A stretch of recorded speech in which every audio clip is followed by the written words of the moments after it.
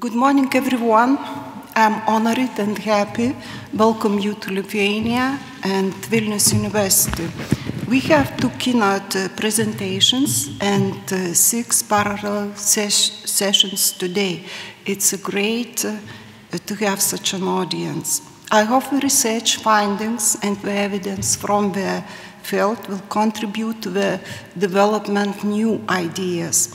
So please use this day for discussions and exchange. Now I am pleased to give the floor to Mrs. Monika Navickienė, Minister of Social Security and Labor of Lithuania, for a welcoming address. Please, the floor is yours.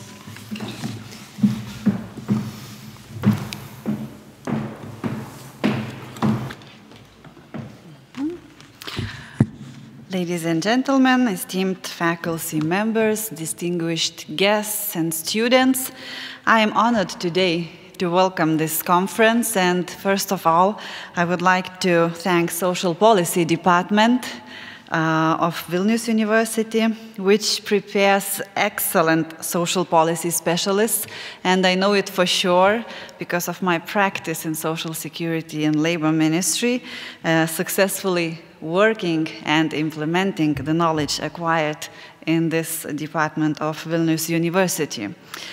So the conference from old issues to new challenges, and those challenges that we experience today, they are really multi-faced and often with roots of the past, but manifesting in the new and complex ways. In fact, the part of social polity diseases that we see today in Social Security and Labor Ministry have been inherited. For instance, poverty, income inequality, which have remained in a very similar level in Lithuania for at least 18 years, since the beginning of calculation based on this methodology, as well as demographic challenges that are old but also seems new, not only in Lithuania, but also in all Europe. We are all experiencing time which is very challenging, but also I think it's full of opportunities. We start from COVID-19, then we experience the irregular migration, inflation, energy price increase as a consequence of the brutal war of Russia in Ukraine.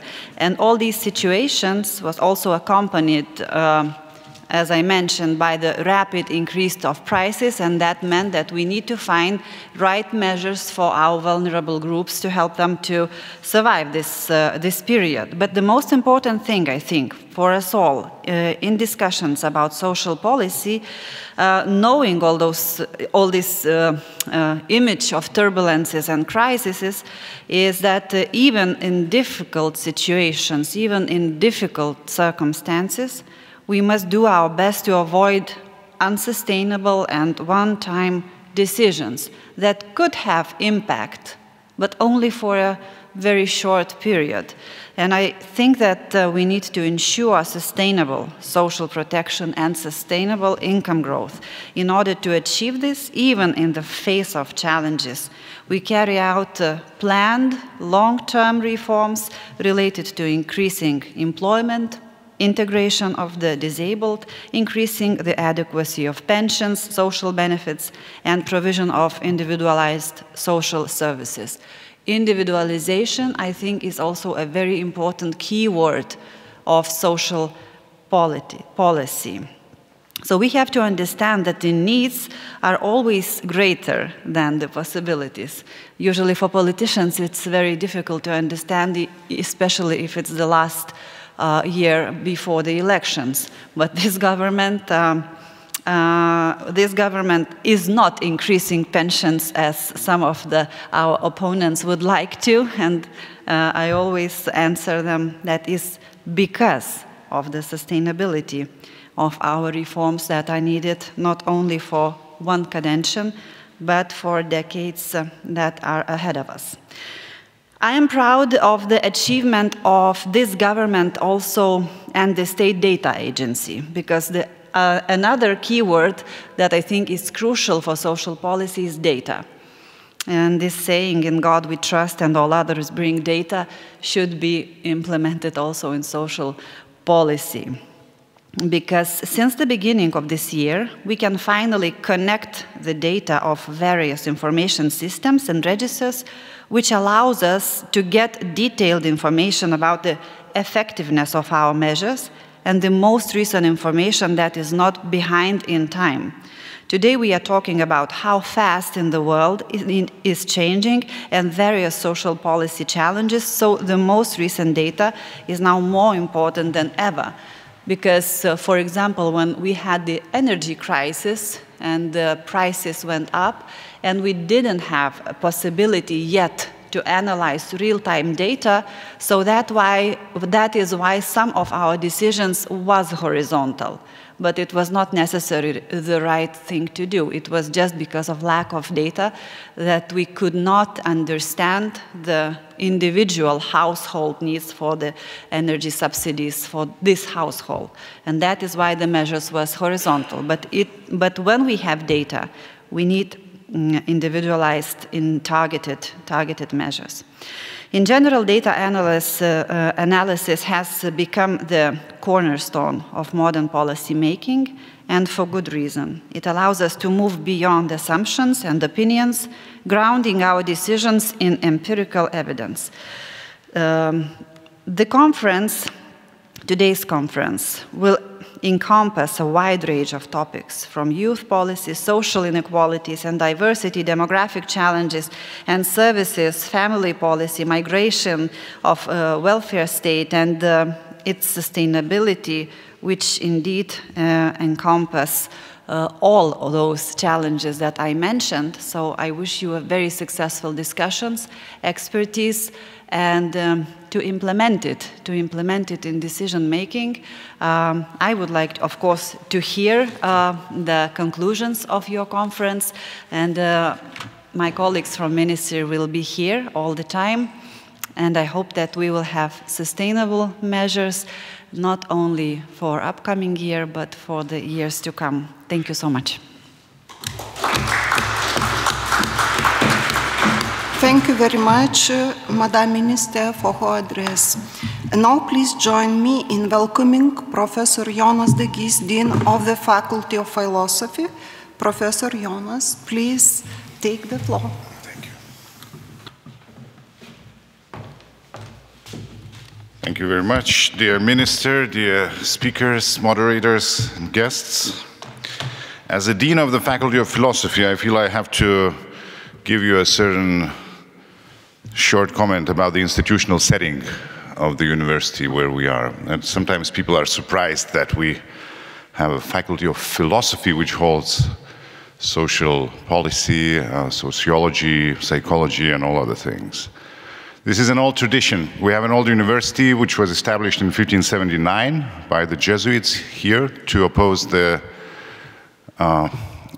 initiatives of potential reformative Christians of establishing a Protestant university here. And it had two faculties. In fact, this university had a faculty of theology, which doesn't exist anymore, and it had a faculty of philosophy. And a faculty of philosophy had two departments. One was the Department of Philosophy, the other was the Department of Mathematics. So you can understand that in the 16th century, the Faculty of Philosophy was a boiling pot of all scientific disciplines, of all the empirical and theoretical research in one place. And as we know in the science of history, what happens is that this Faculty of Philosophy, more or less everywhere, holds all the potential disciplines as an incubator until they are mature enough to branch off and then go and live their own independent life. So it happens that our faculty, re-established in 1989 after the long, or relatively short in terms of, on the scale of the existence of the university, 50 years of Soviet occupation, we have again here this melting pot where the iron is melted before it is cast into shapes. We have Institute of Philosophy, we have Institute of Psychology, we have Institute of Sociology and Social Work, we have an Institute of Education Sciences, and also an Institute of Asian and Transcultural Studies within one faculty. And they all interact with each other.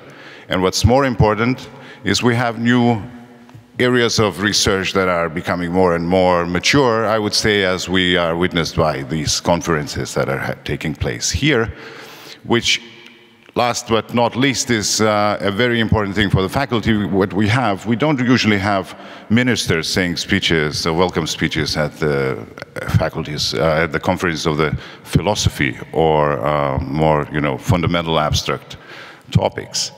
So what social policy as an area of research gives us as an academic community is an opportunity to find the bridge between abstract theoretical thought and real problems of the world and practice. And so we can find the bridge where even the ideas of philosophers or sociologists that are more fundamental, or of psychologists, which are relevant to human life, either individual or collective, can be transformed into more political, more practical terms and translated and given to our politicians who are well, luckily, intelligent enough to listen to those suggestions and take them and transform them into real action.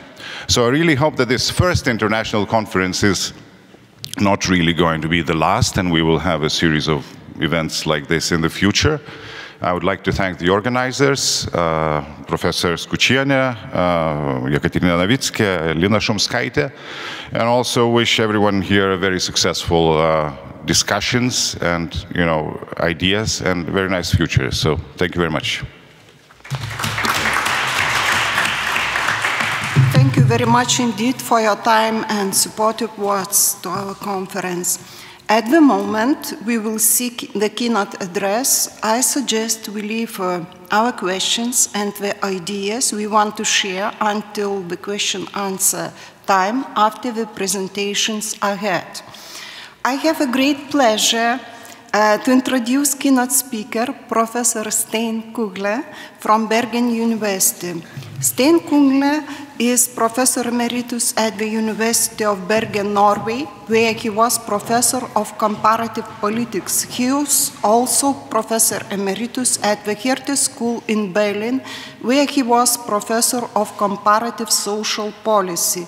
He is an honorary professor at Fudan University, Nanjing University, Sun Yat-sen University in China, and the University of Southern Denmark.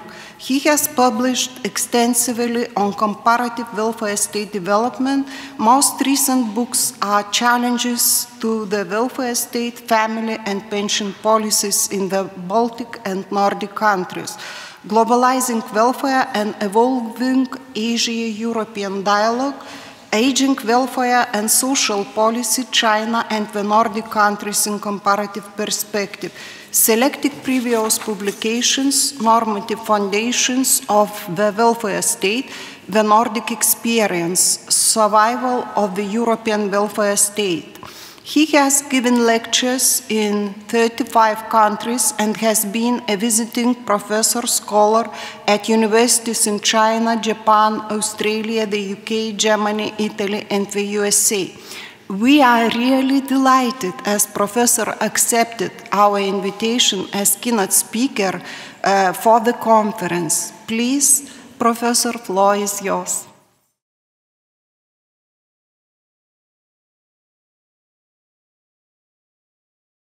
Thank you very much for the invitation, and thank you very much for the introduction. You understand I have lived a long life.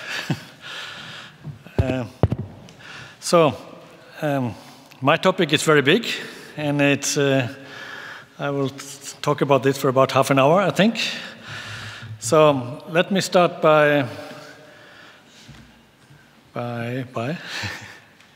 no. What do I do? Maybe I did it the wrong way.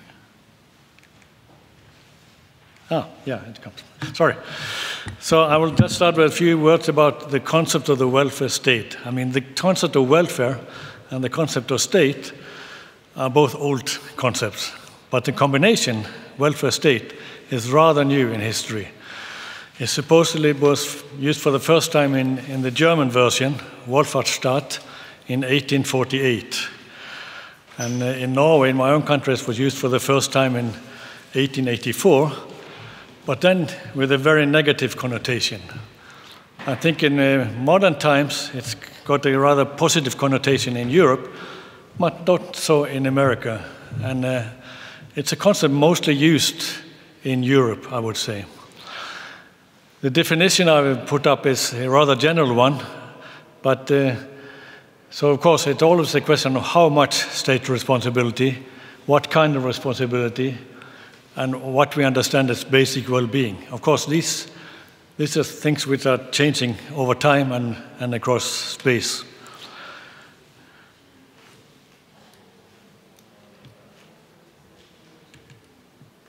So, because of this, because our different understanding of the scope of responsibility and how to meet certain kinds of social protection and what understanding of basic well-being, there exists a variety of welfare states. And so there are different ways of financing welfare states, different ways of regulating, different understanding of eligibility for obtaining certain services or cash benefits, and so on. So that's why many social scientists started to differentiate between different kinds of welfare states, trying to topologize welfare states. And the first attempt of that was probably by Harold Wilensky in the United States in the late 1950s. Then the British sociologist Richard Titmuss in the 60s and 70s. But the most famous classification topology was developed by the Danish sociologist Gösta Esping Andersen with his book in 1990, 3 Worlds of Welfare Capitalism. This is supposed to be the most cited book on welfare states in the world. So that was a path-breaking study. He's got a lot of criticism for his study, but anyway, it was very path-breaking, and it stimulated and inspired a lot of comparative research after that. So in the 1990s, those who were concerned with topologizing welfare states were basically researchers in Europe. But partly because of this book, it led to a proliferation of distinct welfare state models in different parts of the world. So interest in welfare research, comparative welfare research, really spread worldwide in the 1990s. So as a result of this, we now have researchers who have published a lot of works and also found or invented new concepts to name these different kinds of welfare states. I will not go through the list, but if you go through the literature, you will find all these different concepts, and many of them are overlapping. They are referring to the same kind of welfare state. But it's interesting in itself to see it, look at the labels, and also to see that how this idea of welfare state, that welfare states is now becoming a more global phenomenon. So let's also ask the question why we do have socially active states. I think it's useful to look a little bit at history, that it was basically because of huge social structural change in society, industrialization, and not least development of capitalism, which was kind of objective factors which stimulated governments to think about welfare problems and welfare needs. For many countries, it was also a question of governments, it was also a question of maintaining regime stability. And this was, I would say, the main reason for the major German social insurance introduced in the 1880s by Bismarck. And I think that decade could also be called the birth of the welfare state, even though the concept was not very much used at that time. But his motivation was basically to stabilize his regime. He didn't succeed in the end, but anyway, that was his motivation. Then it could also be looked upon developing social policy as a way of integrating society, develop as an example of nation building, state and nation building. And of course, as suffrage was extended and political parties developed, it was also very much a result of democratic mobilization of the electorates. But in the last century and this century, you find a lot of new motivations and new reasons for developing and expanding social policies, not least demographic concerns of different kinds. Right now, the demographic concern is the aging of societies, but at earlier times it's also been a question of fertility. Well, there's also a question today, I think, fertility rates. The ILO, International Labour Organization, was established in 1919 as a result of the Peace Treaty of Versailles, and it still exists. It was the first UN organization after the Second World War, and it's played quite a role in the interwar period in spreading the vision of developing social security in member states. And so the idea of social rights and social justice, this was supposed to be important means for peace building in the world. Again, you can question whether it succeeded. It was not in itself enough, of course, but at least that was the vision for establishing the ILO after the First World War. Then you have a number of other reasons why social policies have developed and welfare states have developed. The question of class compromises between workers and employers. And for some countries, it's been a question of increasing economic productivity. This can be not always understood as useful for economic productivity, but welfare state can also be important for the economies. Social investment has been a rather new concept we've introduced, to invest, for example, in education. That's very important.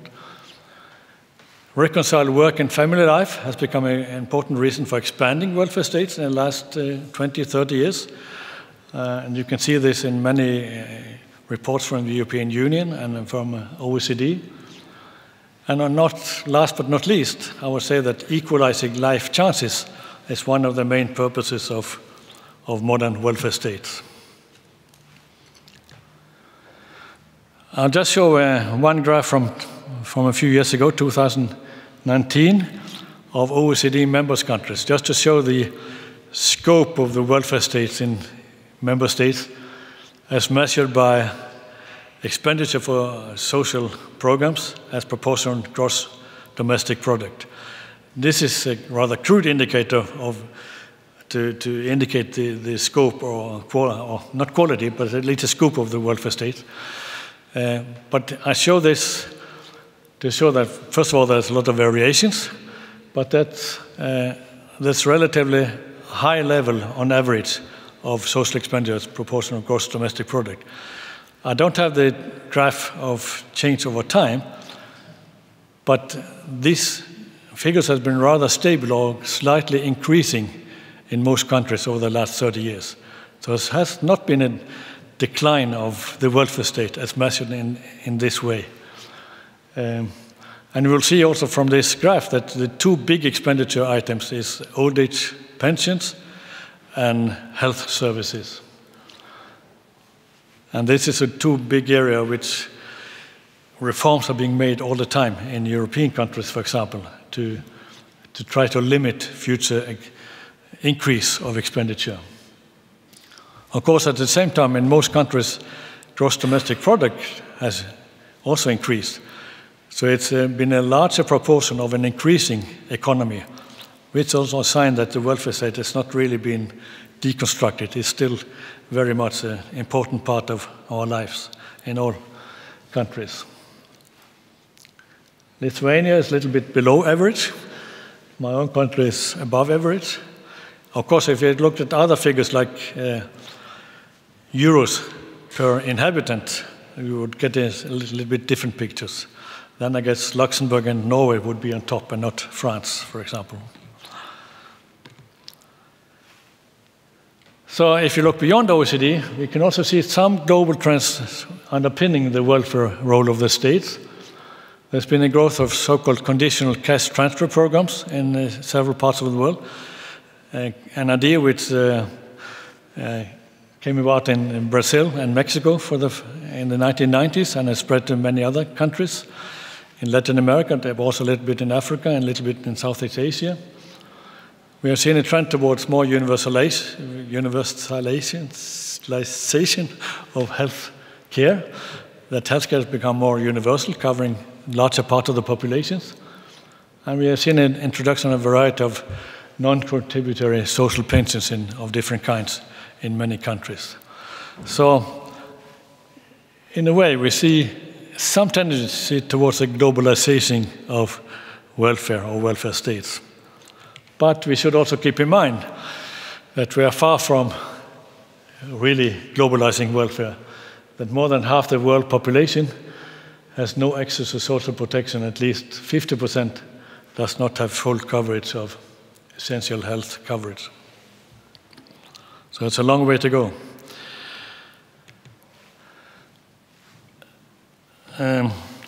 Many of my colleagues, both in my own country and abroad, has always been interested in the welfare states, the problems of the welfare state, that it's in crisis and has challenged it. So welfare states having challenges is not a new thing. You can always talk about the welfare state and challenges. So I just selected a sample of book titles to show that this has been a constant concern of researchers. Crisis, welfare state in crisis of the OECD, very important, 40 years ago. Myth of the welfare state, dismantling of the welfare state, the end of the welfare state. Development and crisis, myths and realities, withering away of the welfare state, and after the welfare state. So you see, to be concerned about challenges today is nothing new. But already 20 years ago, I tried to give another perspective, if it succeeds. Ah, there it comes. So this was a way to show that you could also have different perspectives on the historical and long-term perspective on development of welfare states. It's not only been about crisis, it's also been about success and survival. And what I wanted to show with the graph just a minute ago on expenditure as proportion of gross domestic product is exactly to show that the welfare state also has survived. So I think this perspective still holds, even though there are lots of challenges and a lot of problems in many countries. The scope of the welfare state has been rather stable or increased. So, some of the persistent challenges are, of course, that demographic change and social structural change, plus international business cycles, will always be with us. These kind of changes will always lead to governments to think about social policy reforms of one kind or another. So we never come to the end game. There will always be continuous development of welfare states. And so circumstances under which we discuss reforms today are very different from what they discussed 50 years ago or 100 years ago. But of course, as was already mentioned in the introduction by the minister, there are a number of new challenges.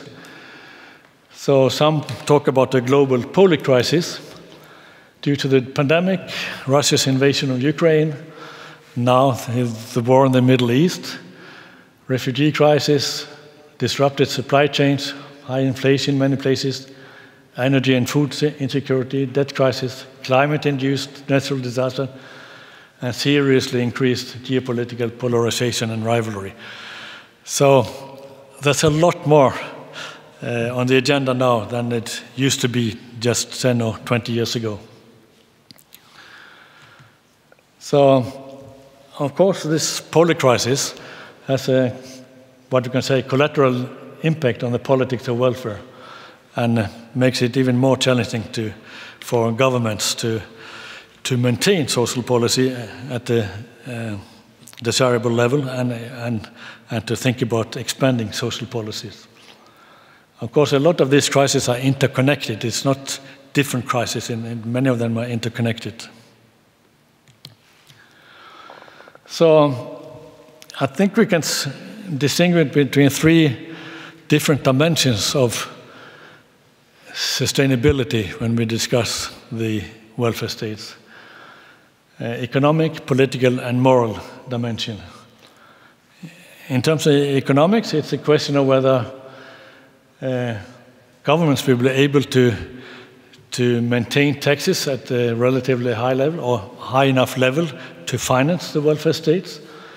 And this is especially challenging given the demographic change, aging population, and relatively fewer taxpayers. So, and of course also the more international competition will also make it tougher to maintain taxation levels, unless countries between themselves agree on certain minimum taxation levels. And in the European Union, it was agreed a long time ago that there should be a general minimum value-added tax. And this was introduced just to avoid that member states compete to lower taxes and started a race to the bottom. So introducing a minimum level of 15% general value-added tax is a way to try to preserve or stabilize revenue levels for governments to finance the welfare state. As to political dimension, I think all issues of security, plus climate change, energy, environment, food supply, and migration, increasingly will compete with welfare issues on the political agenda. Welfare issues normally are very important in every election campaign in our countries. But now I think all of these other issues are being put on the agenda, and especially issues of security. From the 1990s, government in Western Europe started to use less money on defense and military. Now we see a change. They all increase military expenditure because of Russia's invasion of Ukraine. So this, of course, will take resources from other public policy fields and also social policy. So this is one big political challenge I think I see for maintaining welfare states at a high level. And also I think rising inequality, social inequality in societies, and we find data on that from the OECD and from EU. This will also risk, to my mind, the greater social division of welfare, and which again can affect trust and legitimacy, and also the reform capacity of governments. Last, I would also mention the moral dimension. Can commitment to social solidarity and cohesion necessary to uphold and develop an inclusive welfare state be maintained in times of increasing economic and political insecurity and trends towards more inequality? So if you have more social division of welfare, if the well-off part of the population will get more of their welfare from private insurance of one kind or another, health insurance or pension insurance, that will make for more social division of welfare, and that in itself can undermine the kind of welfare state we are used to live in. So this will be my last slide. I'll try to summarize some factors which can be conducive to shrinking the welfare state, to reduce the scope of the welfare state, and some factors which can still be conducive to maintain or even expand the welfare state. And you can look at economic perspective on this or a political perspective on this. So I think some factors which can put pressure on the welfare state is the more capital mobility, fear of capital flight from countries, and that can lead to competition on capital taxes, for example. And some will also look upon welfare policies as a burden on the economy, and therefore cut benefit levels, for example, and strengthen or make it eligibility criteria harder. But on the other hand, governments can also see the need to protect the labor market against increased market competition, and also to have a fairly well-developed welfare states in place can also be attractive for foreign capital. If you have a rather advanced welfare states in place, that probably will also support social and political stability in the country, which can be attractive for capital. So the Nordic countries were historically very open economies, and part of the reason why the Nordic countries is fairly advanced, well-developed welfare states is because this was seen as a response to the vulnerability towards what was happening in the international economy. So that was a way to protect the labor market in these countries. In terms of political perspectives, as I said, I think increased social inequality may lead to less political consensus for maintaining and upholding the kind of welfare states we have. And with relatively fewer taxpayers because of demographic change, there's also a greater risk of tax rebellion. It may be hard to put more taxes on fewer taxpayers, let them pay more for the welfare of everybody. So that's a risk. But on the other hand, investment in human capital may contribute to social stability, which is an argument for maintaining the welfare state. And of course, demographic change in itself also make for greater demands for health and welfare services because of the aging of the population, at least for this generation, and maybe for 30, 40, 50 years ahead, which again will lead to higher public expenditure. So this again could maybe inspire some initiatives for global social contract. That's a very visionary idea. Or a global tax system. The idea is being circulated to have some joint or common tax levels, minimum tax levels on capital, for example, on multinational companies. But I think we are a long way from having that introduced in the world, I think. Maybe the first step would be to develop more the European social contract in our part of the world. And in this sense, I think Europe is far ahead of other regions of the world in terms of taking into account transnational movement of people and capital. So I think this is... oh no, it was not my last slide, sorry. I have another one. So I said that social scientists and especially social policy researchers are not known for their optimism, as I mentioned all these books and book titles on crisis. But in my perspective, we can recognize that all European welfare states persevere despite crisis, cutbacks and trimming on social programs. There's been some deconstruction, some reduction of benefit levels, some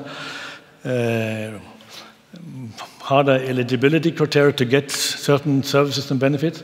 But there's also been reconstructions going on all the time, and also some new construction. Some development of family policies, for example, in many European countries over the last 20 years. I mentioned also these conditional cash transfer programs, which is one innovative social policy from emerging developing societies. And we have seen over the last 20, 30 years a massive growth of what I call international epistemic communities and comparative welfare state research, which has also introduced a more global social policy perspective. So this is a new thing, which is also maybe give a different knowledge basis for studying social policies and for reforming social policies in the world. And finally, I should also say there's not one recipe for welfare state maintenance, given all the varieties of welfare states we see, and given that conditions for reforms and for change of policies are different from nation to nation.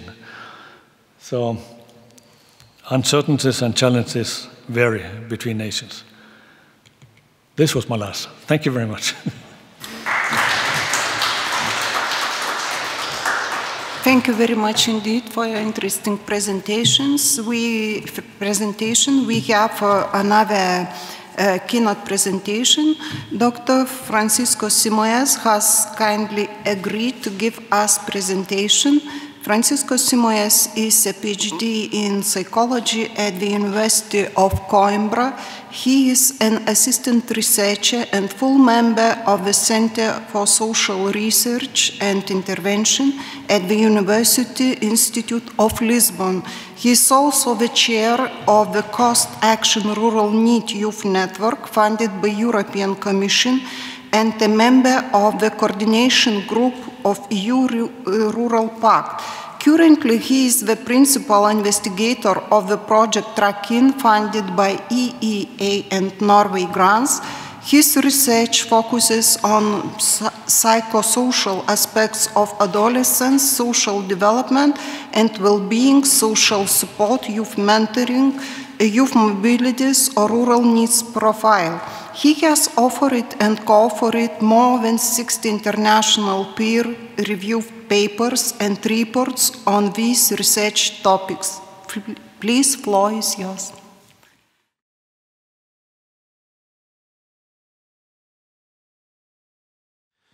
So, good morning, everyone. First of all, thank you for having me here in Vilnius. I'm very honored to be invited to this conference as a keynote speaker. And I would like to also thank individually to Ruta Brasian and Daiva for having me here and welcoming me in this conference. Contrary to Stein's presentation, mine is very focused, but I do see many connecting points with his presentation. So I will just give you a brief overview of what I have prepared. So we will have a warm-up. It's cold here for me as a Portuguese. I need to warm up a bit with you. So after that, I'll talk about specifically rural needs, young people not in employment, nor in education or training in rural areas.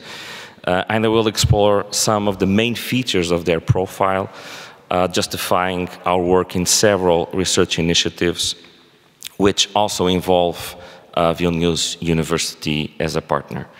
Then I will go through some challenges and opportunities in rural labor markets that come to affect needs. And finally, I will offer an overview, a quick overview of those research initiatives that also involve Vilnius University, and finish with some policy recommendations. To start things off, I think it is important to try to understand and to use a bit of empathy to better comprehend why it is hard and demanding to live in rural areas. So if we imagine the life of a rural boy, and if we sense that there are several challenges coming on for his life. And before you make any comments, this rural boy is me, very long ago, and in '86 probably, many challenges to be faced, to be challenged, but one of them is clearly a bad haircut. But it was not all that difficult to understand that as a rural boy, I really questioned myself why I was living and I was born in a very remote area. I come from the Azores Islands in Portugal, where actually I still live. So I cannot complain. It's a beautiful place. It's a 9-island archipelago, volcanic islands, beautiful landscapes, beautiful little towns from the old Portuguese Empire, sea where we can swim almost every time of the year. So there are pros of living there. Don't misunderstand me. But again, it's far away in a sense that we measure distance in flight time.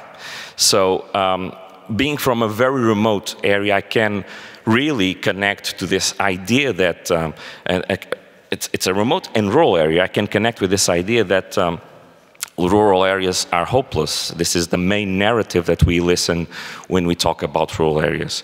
There are no jobs, no infrastructure, no critical mass, and if we think from the youth perspective, no future. Well, but we can try to assess together if this is actually what happens in rural areas, if this is the total and conclusive idea that we can develop around the future of rural areas. And to do that, let's do together, and this is part of the warm-up, a very, very short quiz. Everyone loves quizzes. It's kind of scientific thinking, so your participation is very easy. I will show a sentence. There are some options that you can choose as the most correct one. You just put your hand up, and we'll see what are the results and compare with facts. So this is scientific thinking in its raw and most pure way. So the first one is, the first sentence is, rural young population is rapidly declining across Europe. And we have two options. One, it's true, no doubts about it. And second, not sure. Who does completely agree with one? It's true. There are people that do this and then they defend them, they are protecting themselves. Not sure. Who says not sure? It's divided. I wasn't expecting that, but I've tricked you. Maybe it's something in between. Maybe there are mixed trends out there, and it's interesting to start thinking about the context of rural young people. Indeed, for the past decade, if we look to the Eurostat data on youth population, aged under 29, so between 15 and 29 years old, we do see that was a slight decline, and this is a continuous decline coming from decades in rural population. But we do see that there are mixed trends. We see that in eastern and southern countries, there is a considerable decline of young people aged 29 or less in rural areas, as opposed to Western and Central European countries such as Denmark, France, Italy, Germany, where there is a very significant increase of young people living in rural areas. So we do see a kind of divide between areas of the continent, and then this is something that is still not really understood. What are the trends behind this? Especially taking into consideration that this data is prior to COVID, so we still have to learn a bit more of what happened after the pandemic. Second sentence, rural economy is all about farming. No services over there. And here we have three options. Who goes for the first one? True, no doubts about it. Hence, no one. Okay. Second, maybe something in between. Maybe there are some services and farming, and I see some shy people trying to collaborate with this quiz. And then third, it's false. For sure, there are more services out there. Okay, there's one gentleman that chooses the third option. So maybe something in between. Of course, farming is still the key pivotal sector in rural areas, but we do see a very significant increase of touristic services in rural areas, to a point that the number or the share of overstay nights in rural areas is now bigger than in urban areas in the EU. And we also see that some specific new or emerging sectors such as bioeconomy, which of course rely a lot on farming, so it's a very complex sector, accounts for 75% of the jobs in the sector. And it's as you can see, a very significant amount of money that is it's coming out from this sector. Finally, the EU major investments in farming are mostly made in upgrading the sector, so they invest only in farm. True, maybe something in between, or false. Who says one? True, I have no doubts about it. Just one person choosing number one. Second option, maybe something in between. Two shy people. And then third, false. For sure, people are investing more on other things. one. So, and the others are just waiting for something to happen, but nothing special will happen. Again, it's something in between. As we see that, for instance, in the Common Agricultural Policy Framework, which is the major framework of investment for farming, we see that more and more money is being invested in innovation and cooperation. So, based on this, on these very simple examples, we do see that maybe that idea that rural areas are hopeless can be true for many peripheral, more remote areas in Europe, because of course rural areas are very distinct from each other. But also we should look at how alternative futures, alternative narratives can be put in place for rural areas, because there are challenges, of course, but also some opportunities. And in a way, I think my perspective here connects with Stein's presentation, which is very realistic in the sense that for the welfare state, of course, there are many challenges, but probably there's some reasons for optimism. So when we think specifically on rural needs, we should think about different profiles. Needs in general is a concept that has been pretty much criticized, because indeed the group is very heterogeneous. And we can see that there are different subsets of young people within this category. We have those that are unemployed, and those that are unemployed can be split up in those that are re-entrants, that are about to enter the labor market again, or in any formal education or training opportunity. Then there are the short-term unemployed and also the long-term unemployed. The difference being here that ones are unemployed for more than 1 year, the long-term unemployed, as opposed to the short-term employed. But then there are also several profiles of unavailable needs for different reasons. One's because of illness or disability, others because of family responsibilities, because they have other people in families that they should care for, children or elderly. And this means that, of course, within this subset of needs, we have mostly women, young women, and then the discouraged workers who just gave up trying to find a job. And finally, we have this more mixed subset of other inactive, which do not correspond to any of these profiles that Massimiliano Mascherini from the Eurofund detailed some years ago. I know that in your minds, and don't forget I'm a psychologist, I do see your faces and I interpret what you're thinking. There's something coming on such as no graphs, please. I know that after 45 minutes of presentations, if you see a graph, you get a bit anxious. It's only one, okay, but it's an important one, just to show you that the focus on rural needs is needed for a couple of reasons. If we look at the Eurostat data from 2022, we do see that need rates in rural areas were higher compared to urban areas. It's not a big difference. It has been bigger, especially during the economic crisis, the 2008 economic crisis, and the years afterwards, until the Youth Guarantee, the main framework for youth policies in this area, was implemented. This difference was bigger, so we have improved. But we still find that in southern and eastern countries, the difference of the share of needs when we compare urban and rural areas is quite big. Sometimes 10, 15, or even 20 percentage points. And this applies to countries such as Greece, Hungary, Romania, and even Lithuania. So, who are these young people? What are the specific features of these young people that make them different from other needs, those living in urban and suburban areas? And let me just quickly summarize some of those differences. And first of all, there's a gender issue associated to being neat in rural areas. And first of all, what we see is that women are more often inactive when they live, when they are neat and they live in rural areas. They tend to develop a more negative image of professional choices.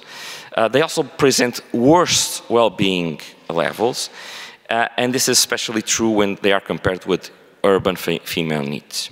So this is a first feature that results from multiple research that is being made by some of the colleagues in these projects that I will talk about later on. In the case of men, what we do see is that they're more often unemployed NEETs, and they tend to have a very precarious pathway in terms of their professional career, let's say. So most of the times they are unemployed, and also they are more often low-paid and low-skilled jobs. They're performing these jobs. In terms of education, what we do see is that rural needs tend to be mostly an undereducated group, and this is quite connected with mobility. So those young people living in rural areas, and especially women, tend to move away to cities or even abroad, meaning that those that stay are those that have that are less academic oriented, which of course means also that this has a huge impact on the critical mass that stays in rural areas in general.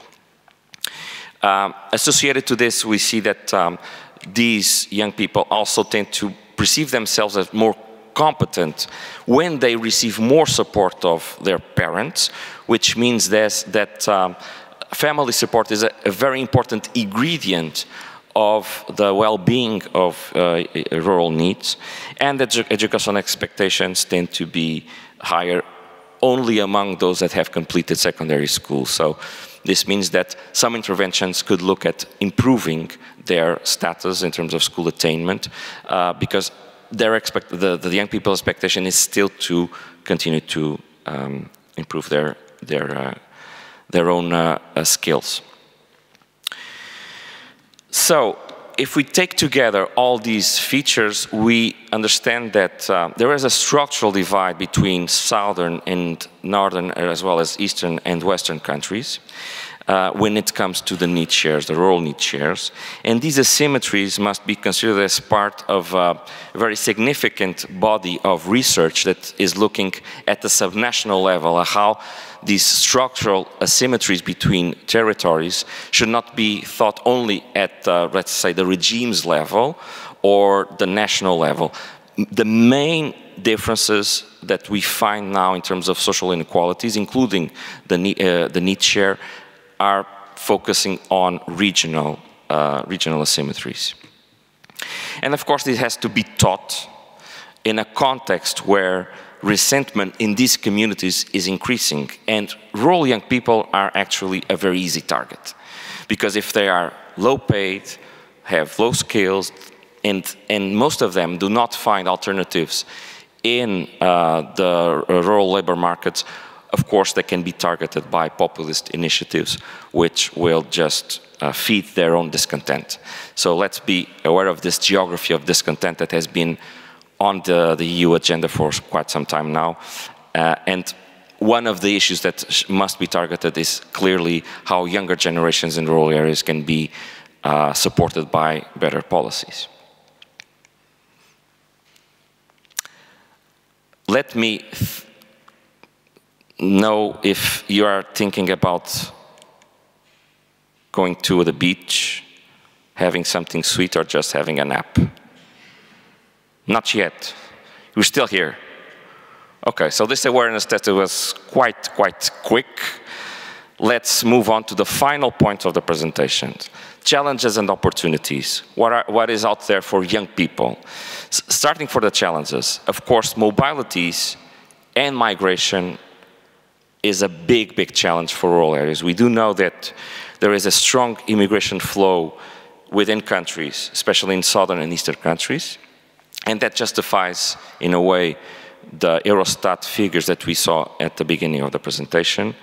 And of course, this creates what I've mentioned, this divide between those that leave and those who stay. Those who stay are less skilled, less educated, so they face more challenges to get into the labor market. And another challenge that must be tackled is invisibility. Since 2018 at least, multiple reports and assessments made about the Youth Guarantee Program, which is the flagship initiative from the EU to address the needs situation, shows that the main challenge in rural areas is to target rural needs and to outreach them. So this means that services such as public employment services, welfare services, struggle to identify these young people and to reach out to them. And this is especially true in more remote and peripheral areas.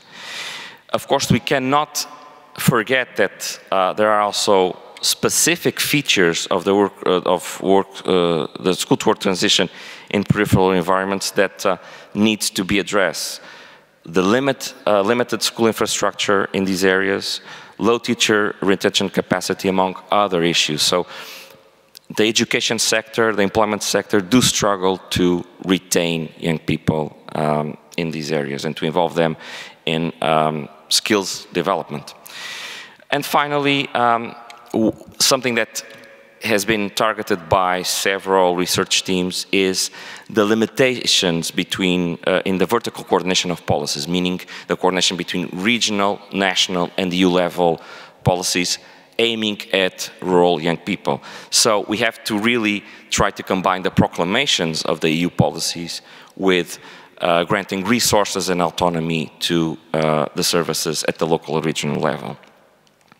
However, there are some opportunities that can be feed in to the policies. One has to do with participation of young people. There are some data showing, some empirical studies showing that young people are interested, including needs, to be involved in local traditions, local culture, or local initiatives that reflect their region's challenges. So they are interested in contributing. And of course, there are some platforms, some institutional platforms that can facilitate it, such as, I don't know if you have it in Lithuania, the participatory budgets, which are open to the community's involvement. However, we must not forget that most of these platforms or most of the institutions are dominated by the older generations. So to make sure that young people can be engaged, can be involved in these local initiatives is certainly a resource that can be important for the future of rural needs and rural young people in general. Then, of course, the twin transition and digitalization. We do know that rural young people struggle with lower digital skills. There are some barriers to access good Wi-Fi networks or state-of-the-art equipment in rural areas, but still, digitalization can increase the coverage and the efficiency of employment services in terms of outreach. For instance, in Bulgaria, we have came across very interesting practices of mobile employment services, which do increase the capacity to reach out to those living in more remote areas. And of course, the digitalization can have an impact on reduced migratory flow, meaning that the decentralization of services or remote working can create new opportunities in the rural labor markets. The same with sustainability and the green economy. That might lead to an updating of our agriculture through the digitalization, the combination of agriculture with other services such as tourism, or a growing importance of neighborhood distribution networks and local consumption. So these are specific opportunities that all combined together may create a new impulse for at least some regions, some rural regions, and their young people living there. So most of this data that I've shown you, most of these conclusions is coming out from a research initiative called the Rural Needs Youth Network. Ruta and Daivas are members of this cost action funded by the European Commission. As you can see, we have working groups focusing on specific topics such as social inclusion, formal and non-formal education, employment, or sustainability, and the opportunities that this new framework brings to rural young people. We have been targeting different audiences, so this means that we have produced policy briefs, manuals for NGOs and civil society organizations to improve their own work, but also some scientific papers in different special issues. I think a total of 5 that we produced for the past 4 years, and some general audience output, such as a podcast that you can find in any platform out there. This research initiative is going to evolve to a research association that we call the European Rural Youth Observatory. So our focus is rural youth in general and not only NEET. And of course, if you're interested, this is an open initiative. You can join and you are much welcome. Daiva and Ruta are our representatives in Lithuania, so if you are interested, you can contact them. So finally, and before you start giving me that look, let's go for policy recommendations, okay? Of course, I would like to have a final quiz. Why should we look at policy recommendations? Why are they needed? And you can choose. Is it to increase the use of evidence by policymakers? Is it to improve social and economic return from public investment? And ignore the third one, because the third one is not other, it's both. So which one would you choose? Number one, is it to have evidence-based policies? No, we don't want facts. Is it to improve social and economic return? Two people say, yeah, it's definitely that. Third option, both. Yeah, you would like to combine it. I would say none of the above. None of the above. The first motive to have better policy recommendations, especially for rural young people, is to avoid bad haircuts, for sure. It's the first thing that we want. And then, improving outreach is urgent. As I said, this is the main gap that we have been finding out in several reports.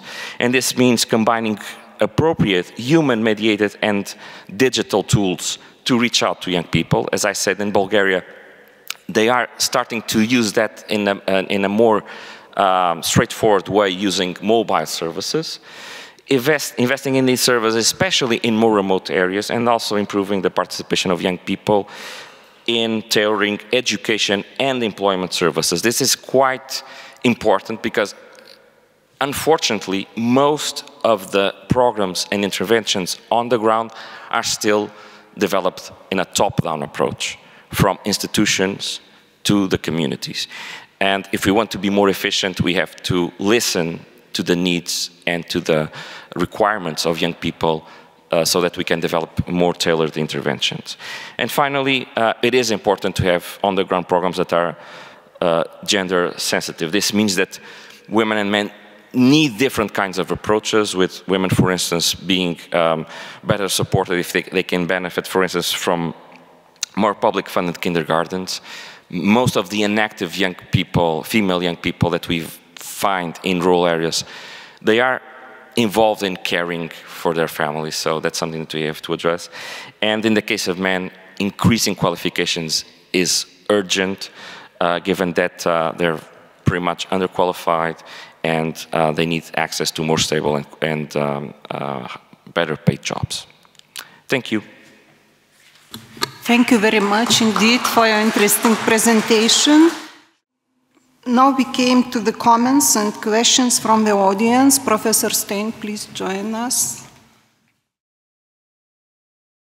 Please, questions, do not hesitate.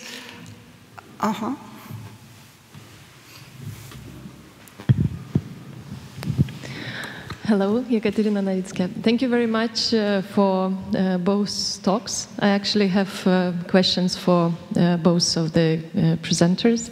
So, first question about the sustainability of the welfare state. And you mentioned, Professor Stein, that there is the issue of the scope of the welfare state, and also showed that the Lithuania scope is quite small still. Yes, we are lagging behind the EU. And you also mentioned this three dimensions: economic and political and moral.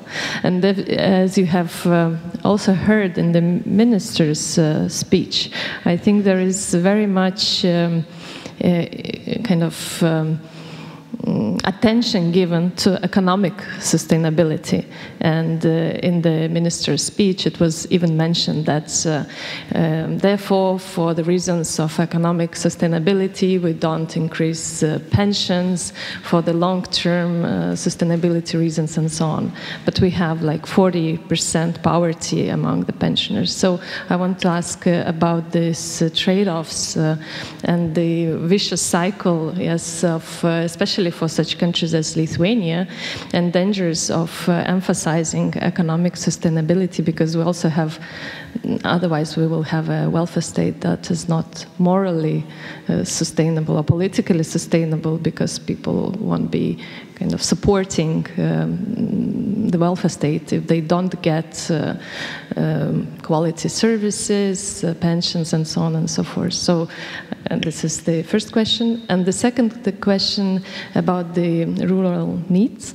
So when you showed the Azores, I think that it is the center of the universe. You can fly so easily everywhere, and also this, I think the tourism and so on is there. I think sometimes, for example, in Lithuania, someone living 50 kilometers outside Vilnius might be a more remote area. I want to ask about the impact of digitalization and remote work. So we had COVID. It was kind of a natural experiment. You avoided showing graphs, but I think that's could be done. Is there any evidence already on how this extension kind of the remote work affected rural needs, and in the future, if you see prospects for that? Okay, thank you.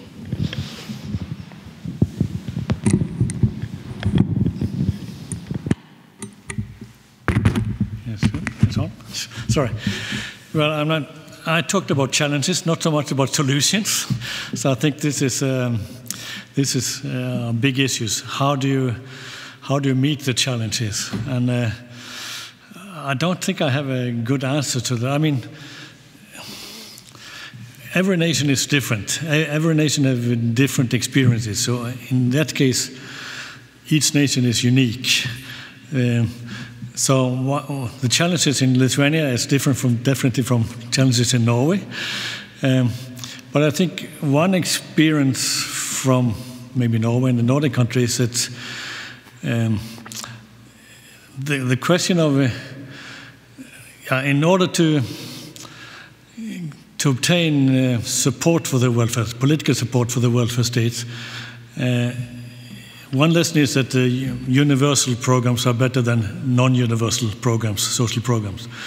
If to admit or to see that we are all stakeholders in the welfare state, we can all at one level, one stage or another we are dependent on somebody else, and it might be a family or organization or the state. So one question is to develop that kind of a common understanding that we are all in the same boat, that we are all dependent on each other to some extent, and that how do you then create the basis for both economic sustainability but also political and social sustainability. And that's what I mentioned, these three dimensions of sustainability, that it's better both for economic sustainability and political sustainability that you also have developed this kind of moral sustainability, that you have this commitment to that there's a certain extent of social cohesion and there's social integration and social common identity in a way that you are willing to pay for it's difficult to say, but somehow that feel that is it okay? That by paying taxes, that you have a certain amount of redistribution in society to make it. So what do we? How do you say it? That redistribution is necessary to also maintain the welfare state and also the support to the welfare state from different groups. I mean, we have a long experience in other countries with redistributive income taxes, so progressive taxation, and that this is well understood and well accepted by more or less the total population. So, and to reach that stage that this is accepted, that may vary, the possibility of developing that kind of understanding. But I think that kind of understanding is necessary also to make the welfare state itself sustainable, both economically, politically, and socially. But I mean, also in other countries develop from being rather poor, and in the beginning also pensions, for example, were means-tested. It was not universal.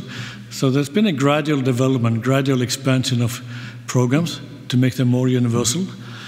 Now it's being discussed, for example, in our country, whether child allowances should be universal.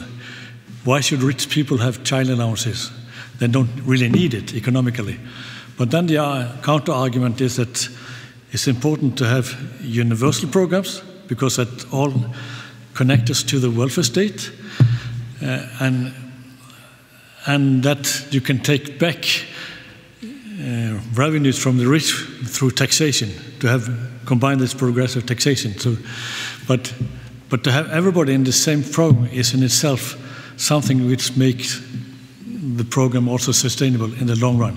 If you start with programs that become more socially divisive, then you also maybe undermine the legitimacy of a more generous welfare state. But I think the situation is very different from country to country, so it's very difficult to really say what is the solution in every case. So I didn't really talk about solutions.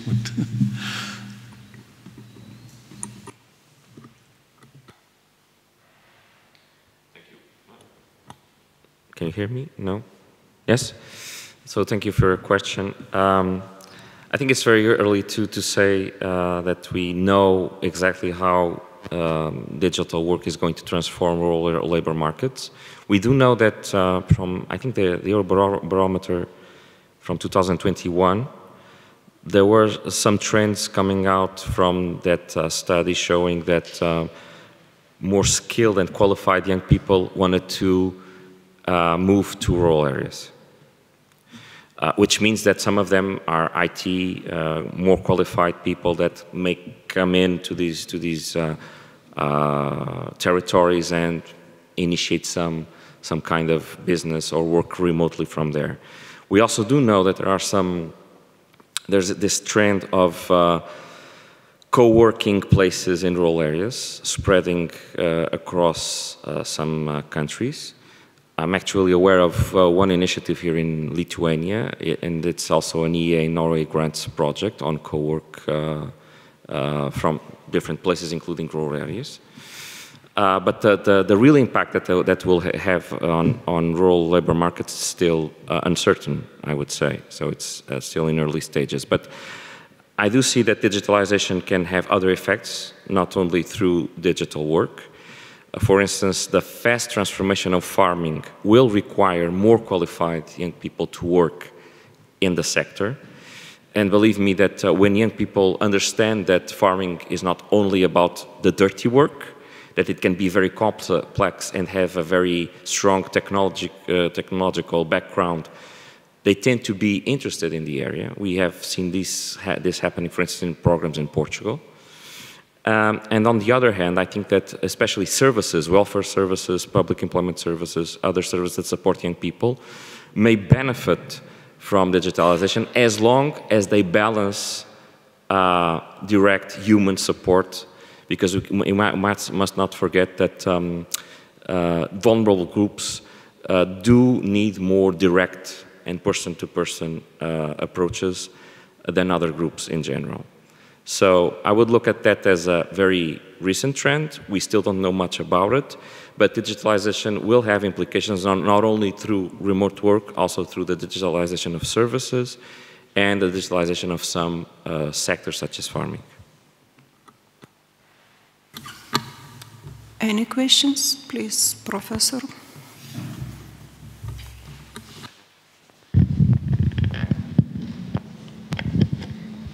Thank you very much. I would like to ask Professor Stein about China. We missed in your very nice presentation what they are doing in the welfare sector, what programs they are developing China in. Well, I think there's been a lot of social policy development in China during the last 20, 30 years. And now the popular concept of Xi Jinping is common prosperity. And I think there's been a development in China towards more universal pension programs and also more universal health care. It has been very divided, and it still is. I mean, it's still there's a lot more divisions of welfare in China than in our countries, I think. So, and I think they have some big challenges, not least because of the demographic change. It's aging very quickly. And also as a consequence of the one-child policy, which lasted until 2015, then it decided that you can have 2 children, now you can have 3 children. But young couples don't want more than maximum 1 child. So that's a big problem. So the fertility rate in China now is probably less than in Lithuania. It's about 1.3 child per woman. And given the tradition that normally you were taken care of by the family or the clan, that is now very difficult when you have been lacking public policies for old age care and also pensions until now. And also given that there's been a lot of migration within China. So they now estimate that it's about 270 million people of internal migrants, which means that if you have a 30, 40 years tradition of one-child policy, it's very difficult for that one child, if that one child has moved from origin and then take care of parents and grandparents. So I think China is a very, very big problem of the aging societies, more than our societies, I think. But there's been a lot of development of social policy. And I think the government or the party see that to maintain social stability, they have to develop social policies very quickly because there are also protests in many parts of the country, which we don't hear too much about. And I think the Chinese government stopped about 13 years ago to collect statistics on social protest, on mass incidences. So, for example, strikes, which is not allowed, but also other kinds of mass protests. We don't have current statistics on that, but it used to be quite a lot of these protests, which we have statistics on. So I think the government is trying to develop welfare and social policies to maintain social stability. So in a way, it can be compared to Bismarck in the 1880s to develop social insurance to create more loyalty towards the regime.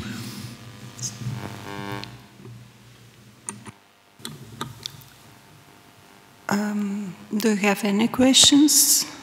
Yeah, please. My name is Suat, PhD student in Lithuanian Center for Social Sciences. Thank you very much for your presentation. I have a question for Francisco.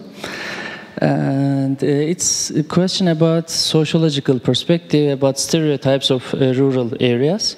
So first of all, people living in rural, leaving from rural areas because of stereotypes. There are some stereotypes. We could say rural works are dirty, maybe they don't want to be like their family, or there are no opportunities in rural areas. Instead of let's say, finding solutions, they choose the easier way to move away, maybe young people. So I have two questions. Do you have any, during your research, do you have any interesting stereotypes about rural areas from the perspective of young people, especially? And the second one, how we can break these stereotypes, in your opinion? Thank you. Thank you for your questions. I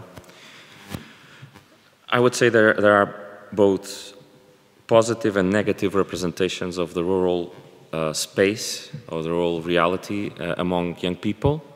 Let's start by the negatives.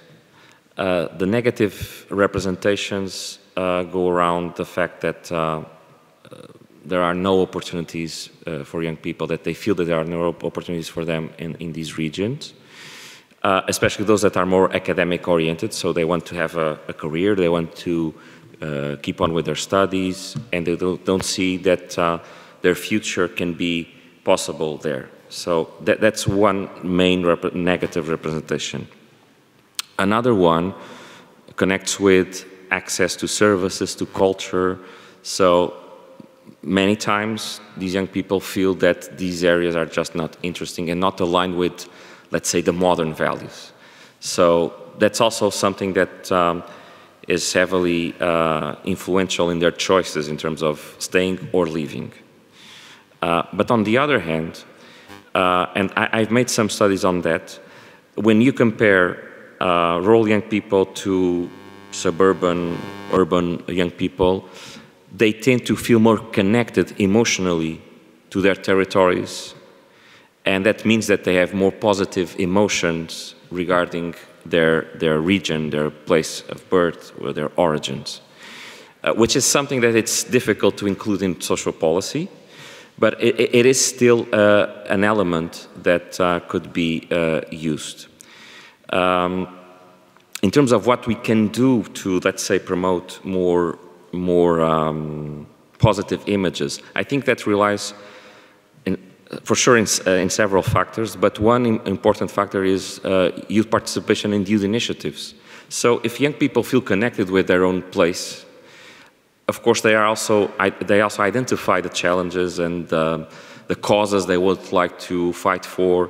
And when you see that young people do organize themselves, do collectively address these issues, they not only increase their attachment to the place, but they also are more engaged, and they normally find ways to be socially included and also to have a future there.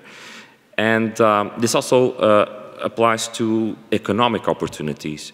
There are some horizon projects that have been, for instance, the Ruralization Project is a very interesting project because they typified the images, the dreams, and also the initiatives of young people in rural areas. And what we see is that this economic, these businesses created by young people in rural areas, they tend to not only target those that are the entrepreneurs, of course, that initiate their own business, but they tend to gather around them other young people. So I would say that working on participation levels and engagement, making sure that these young people have the platforms to be socially engaged in local causes, as well as promoting local initiatives, economic initiatives, new businesses, are ways to start changing these negative stereotypes. We have yet one question.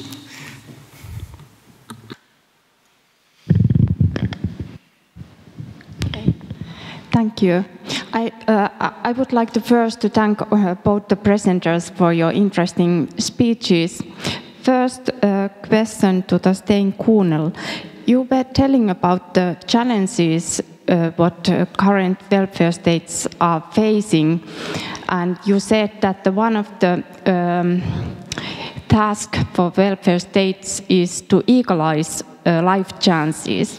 What do you think, what are the most important life chances that welfare state should provide? And then about the rural needs, you were firstly talking about and showing the statistics in different countries. And there was interesting that in Germany and in Denmark, there were more rural young people living in rural areas. What do you think? Is there any explanations for that? For example, family policies or active labor market policies, for example? Thank you. So, equalizing life chances. Yeah, I think this is an important role of the state in any country. But that, I mean, you realize that some are born in rich families, some in poor families, some in a mountain village, some in Vilnius or a bigger city. So that means that we start with our life under different conditions. And I think one task of the state, or to expect from the state, is to make sure that we have more equal chances to realize ourselves. And that means that the state should make sure that everybody get a good education, which is often a basic requirement to realize yourself, and also to try to equalize economic living conditions. So you should have the same chance whether you come from a poor family or rich family to get education, for example. So I think this is, of course, equality. You can never create complete equality, economic equality or any other kind of equalities. Partly because if we have to realize ourselves, we may make different choices, and making different choices also make for differences, and also different in terms of economic well-being and so on.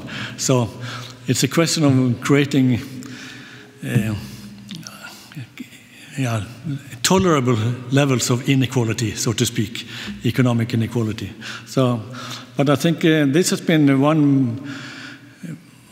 Even though governments don't use the concept of equalizing life chances, I think this has been a common principle behind the policies to invest more in families with children, that everybody in the Nordic countries have a right to kindergarten from early on, and also to invest in education, that education is free, so to speak, financed through taxes, general taxes.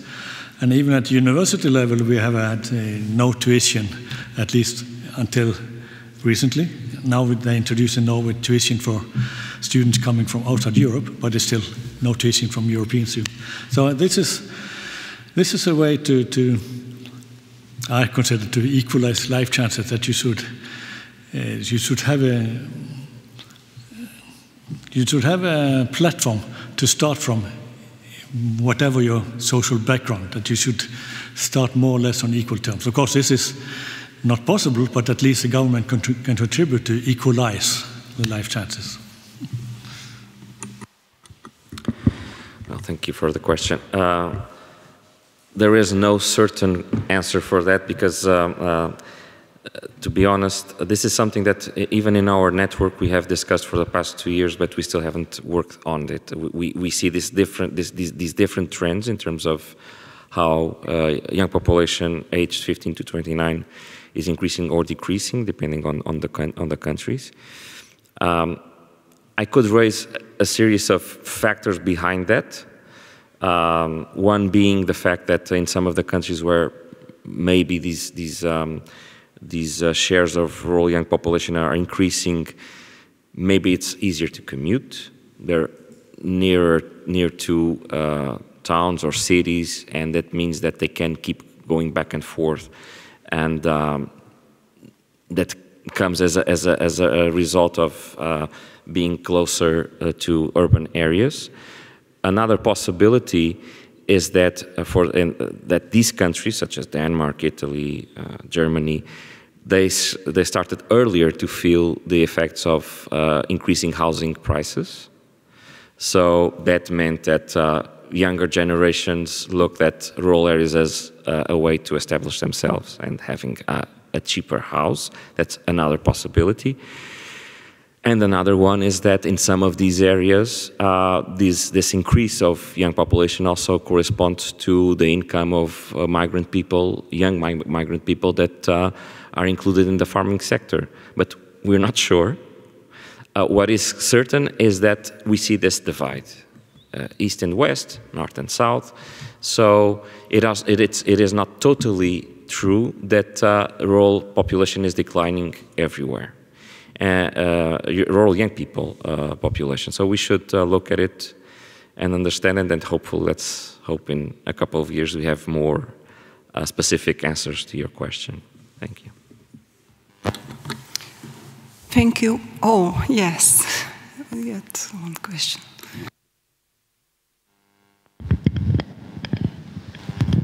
I think that we have time for a question. Yes? Jolanta Grotowska, letter from Warsaw University of Life. I have a question to Francesco. When I started to study the situation of young people, the first report of needs young people, it was, as I remember, in the middle of 90s. So the typology of needs population, needs category, consists of two young people, unemployed, who have problems with get the job, and other young people outside the labor market who have good qualification, but they decided to have a break in work because they think about improving their qualification. So my question now, did you study, when you studied the need category in Portugal, you presented the typology and there was no such category. So I am asking about this category of needs young people. Thank you. Well, in the 90s, I'm not going to do the whole story behind how the concept evolved, but just for you to be aware, the needs concept started in the UK and initially targeted young people aged 16 to 18 because that corresponded to an age bracket of young people that were outside school and the labor market because mandatory school was until 16 and young people could enter the labor market legally when they were 18. So there was a void there, and that's from where the concept came. And throughout the years, of course, the concept has evolved. There's plenty of criticism to the fact that for a long time that it presented young people in a negative way and in a very homogeneous way. But that typology that I presented, which is authored by Massimiliano Mascherini from the Eurofund, in the subgroup others, we include those that voluntarily are needs, because we have people that take a sabbatical year, want to enjoy life, and they are not working nor studying. So they are part of that profile, which is really minor, as you can imagine, in the whole group of needs. Thank you for the questions and for the answers of presenters. We will adjourn now, coffee and tea waiting for us, and we will go to the Faculty of Philosophy, listen parallel sessions. Thank you.